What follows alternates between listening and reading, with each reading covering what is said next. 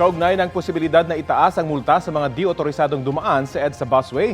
Kausapin natin sila ang Transportation Office Executive Director Attorney Gregorio Pua Jr. Magandang umaga at welcome po sa Balitang Hali.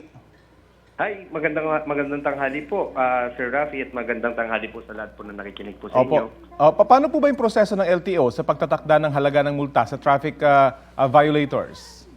Ngayon po kapag ikaw po ay pumasok sa EDSA busway, ang violation po na nakukomit mo diyan ay disregarding traffic sign. Dahil nga po pinagbabawal ang private cars at ibang sasakyan dito po dumaan sa busway.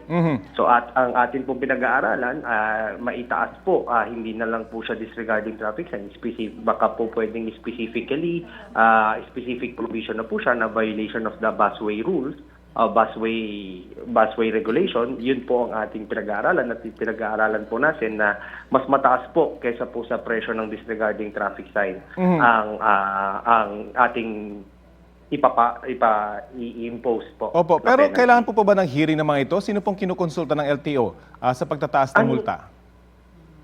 Kailangan mag-public consultation din po tayo dito kasi siyempre ano po ito,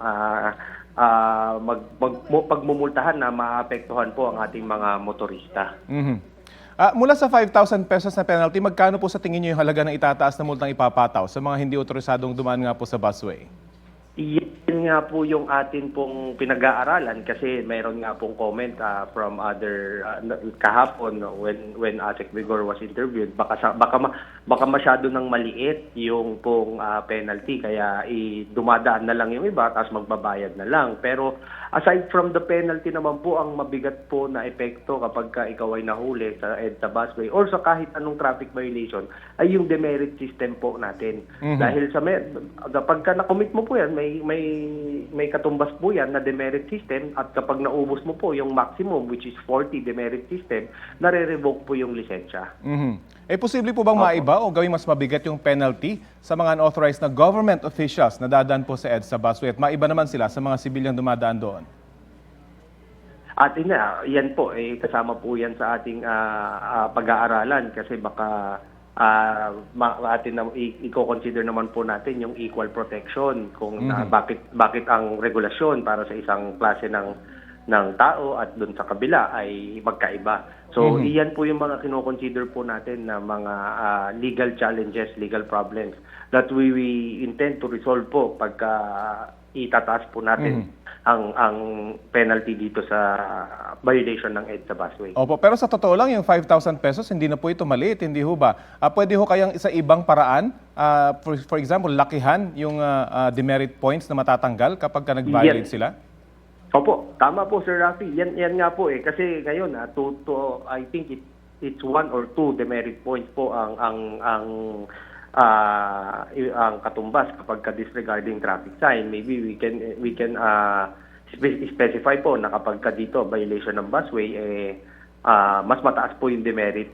Kasi katulad din po yung existing po natin ngayon kapag public utility vehicle driver ay nag-violate, times 2 po ang kanyang times 2 ang kanyang demerit. Opo.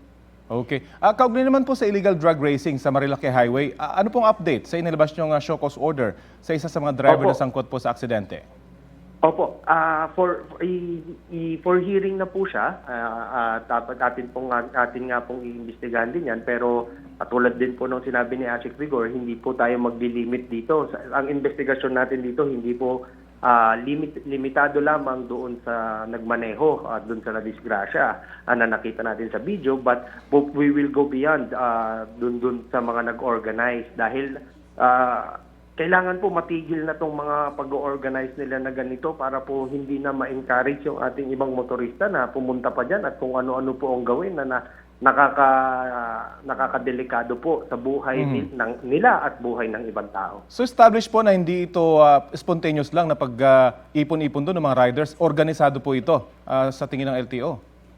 Tingin po natin, meron po siguro silang mga group chat or meron po silang mga date na sineset na doon sila magkikita-kita. So atin pong iniimbestigahan po yan. Okay, siguro isa sa mga matalakay din sa investigasyon ay yung training ng mga motor riders. Maraming salamat po sa oras na ibinahagi niyo po sa Balitang Maraming Halik. salamat po, Sir Rafi. Si LTO Executive Director Attorney Gregorio Pua Jr.